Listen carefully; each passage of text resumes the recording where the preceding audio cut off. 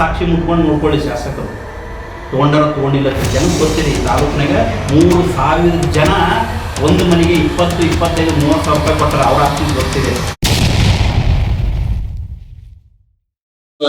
ಹಂಚಿಕೆಯಲ್ಲಿ ತಮ್ಮ ಪಾತ್ರ ಏನೂ ಇಲ್ಲ. ನಮ್ದೇನು ತಾಲೂಕಿಗೆ 2,600 ಮನೆಗಳನ್ನ ಬಂದಿರೋದು. ನಮ್ದು ಏನು ಪಾತ್ರ ಇಲ್ಲ. ಅವ್ರ ಪಾತ್ರ ಏನಂತಂದ್ರೆ ಲೆಟರ್ ಕೊಟ್ಟಿದ್ದು ಒಂದೇ ಪಾತ್ರ. ಬರ್ತಾರೆ ಅರುಣ್ ಗೌಡ ಗಣಗಾಪುರ ದತ್ತನ ಸನ್ನಿಧಿಯಲ್ಲಿ ಪ್ರಮಾಣ ಮಾಡಕ್ಕೆ ಹೇಳಿ 1 ರೂಪಾಯಿ ತೊಗೊಂಡಿಲ್ಲ ನಮ್ಮ ಕಾರ್ಯಕರ್ತ ನಮ್ಗೆ ಗೊತ್ತೇ ಇಲ್ಲ ಅಂತ ಹೇಳಿ ಅವತ್ತೇ ರಾಜಕೀಯ ಮುಗಿಸ್ತು. ನೀವೇನು ಶಾಸಕರು? ನಿಮ್ಮ ಅಪ್ಪ ಶಾಸಕ ಅರುಣ್ ಗೌಡ, ನೀವೇನಿದ್ದೀರಿ? ಯಾವ ಪಂಚಾಯತಿ ಕೊಟ್ಟರ ಆ ಕೊಟ್ಟ ಮೇಲೆ ಗೊತ್ತು ನಮ್ಗೆ ಈ ಪಂಚಾಯತಿ ಕೊಟ್ಟಿದ್ದಾರೆ ಅಂತೇಳಿ. ಅವ್ರು ಯಾರು ತಂದವರು ಯಾರು ಬಿಟ್ಟವರು ನನಗಂತೂ ಗೊತ್ತಿಲ್ಲ. ಆಸ್ತಿ ಎಷ್ಟು ಬಾಯಿಸ್ಕೊಳ್ಕತ್ತೀರಿ ನಾವು ನಡೆದ ಈ ತಾಲೂಕಿನಲ್ಲಿ.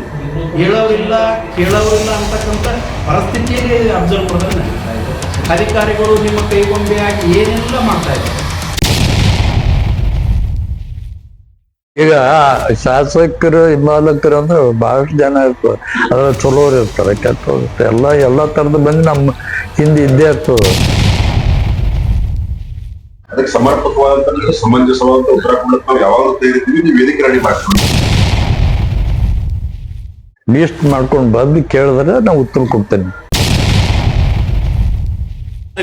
ಡಾಕ್ಟರ್ BR ಅಂಬೇಡ್ಕರ್ ಸಂವಿಧಾನದಲ್ಲಿ ಬರೆದಿದ್ದಾರೆ. ಪ್ರೋಟೋಕಾಲ್ ಪ್ರಕಾರ ಯಾರಿದ್ದಾರೆ ತಾಲೂಕಿನಲ್ಲಿ, ಯಾರು ಶಾಸಕರ ನೇತೃತ್ವದಲ್ಲಿ ಇವತ್ತಿನ ದಿವಸ ಎಲ್ಲ ಅಡಿಗಾಲ ಸಮಾರಂಭ ಆಗಬೇಕಾಗಿದೆ. ಇದು ಸಾರ್ವಜನಿಕರಾಗಿ ಪ್ರಶ್ನೆ ಕೇಳ್ತಾ ಇದ್ದೀನಿ. ನಾನು ಭಾರತೀಯ ಜನತಾ ಪಕ್ಷದ ಮಂಡಲ ಪ್ರಧಾನ ಕಾರ್ಯದರ್ಶಿಯಾಗಿ ಅಥವಾ ವಿರೋಧ ಪಕ್ಷ ಆಗಿ ಪ್ರಶ್ನೆ ಮಾಡ್ತಾ ಇಲ್ಲ.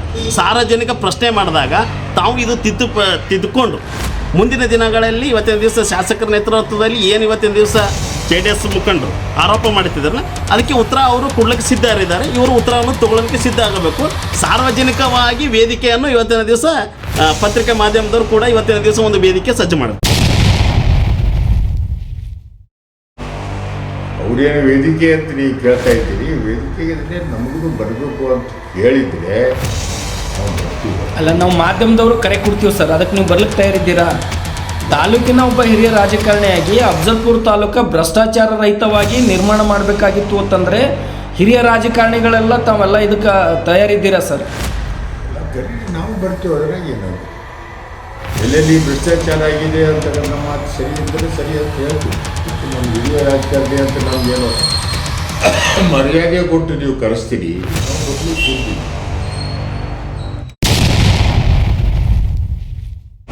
ಬರ್ತೇವೆ. ನಾವು ವೇದಿಕೆಗೆ ಬರ್ಲಿಕ್ಕೆ ತಯಾರಿದ್ದೇವೆ. ತಯಾರಿದ್ದೇವೆ ರೀ. MLA ಅವ್ರು ಮಾಡ್ಯಾರ, ಆದ್ರೆ ಕಣ್ಣಿಗೆ ಕಾಣಲಾಗ್ಯದ. ಹಳ್ಳಿಗಡದ ಜನರು ಹೇಳ್ತಾರೆ, ನಾವೇನು ಹೇಳೋದಿಲ್ಲ. ಸೀಟಿಗೆ ಬಂದು ಹೋಗೋರಿದ್ದೆವು. ಹಳ್ಳಿಗಡದ ರೈತರು ಹೇಳ್ತಾರೆ. ಅವ್ರು ಏನೇನಾಗ್ಯದ ಹಳ್ಳಿಗಾಡ್ದಾಗ ಏನೇನಾಗ್ಯಾವ? ಎಲ್ಲ ರೋಡ್ ಆಗ್ಯಾವ ರೀ, ಸ್ಕೂಲ್ ಬಿಲ್ಡಿಂಗ್ಗಳು ಆಗ್ಯಾವ. ನಮ್ಮಲ್ಲಿ ಮನಾರು ಸುಮಾರು ಒಂದು 15-20 ಕೋಟಿ ರೂಪಾಯಿ ಕೆಲಸ ಆಗ್ಯದ ನಮ್ಮಲ್ಲಿ. ಏನಾಗ್ಯದ ನಿಮ್ಮಲ್ಲಿ? ಈಗ ಅಫ್ಜಲ್ಪುರ್ ರಸ್ತೆ ಆಗ್ಯದ ನಮ್ಮಲ್ಲಿ 3-4. ಎಲ್ಲ ನಿಮ್ಮ ಊರಾಗ ನಿಂಬಲ್ಲಿ ಆಗ್ಯದ ಅಂದ್ರೆ ಏನಾಗ್ಯದ? ನಮ್ಮಲ್ಲಿ ಬರ್ತಕ್ಕಂಥದ್ದು ಬಳುವರ್ಗಿಗೆ ಮತ್ತು ಗೌರ್ಕ್ ಬರೋದು ರಸ್ತೆ ಆಗ್ಯದ. ಅಫ್ಜಲ್ಪುರ್ ಟು ಗೌರ್ಕ್ ಬರ್ತದ. ಗೌರ್ಕೆ ಮತ್ತು ಗೌರ್ಕೆದಿಂದ ಕಾರ್ಜಿಗೆ ಹೋಗೋ ರಸ್ತೆ ಆಗ್ಯದ. ಮತ್ತು ಗೌರ್ಕೆ ಟು ಗುಂಪ ರಸ್ತೆ ಆಗ್ಯದ. ಸುಮಾರು ಕಲ್ಪಿಸುವ ನಮ್ಮ ಏರಿಯಾದಾಗೆ ನಾವು ಇಟ್ಟು ಆಗ್ಯದ. ಸುಮಾರು 100 ಕೋಟಿ ರೂಪಾಯಿ ವರ್ಕ್ ಆಗ್ಯದ ಮತ್ತು ಡಾಂಬ್ರೀಕರಣ ಆಗ್ಯದ. ನಮ್ಮಲ್ಲಿ ಸುಮಾರು ಒಂದು 20 ಲಕ್ಷ ರೂಪಾಯಿದು 3 ವರ್ಕ್ಗಳಾಗ್ಯಾವ. 5 ಲಕ್ಷ ಅಡವಿಗೆ ಹೋಗ್ತಕ್ಕ 3,500 ಕೋಟಿ ಅವ್ರು ಏನಾದ್ರೂ ಲೆಕ್ಕ ಕೊಟ್ರಪ್ಪ ಅಂದ್ರೆ ಅವ್ರ ಬಳಿ ಗುಲಾಮ್ ಆಗಿರ್ತೀನಿ ನಾನು.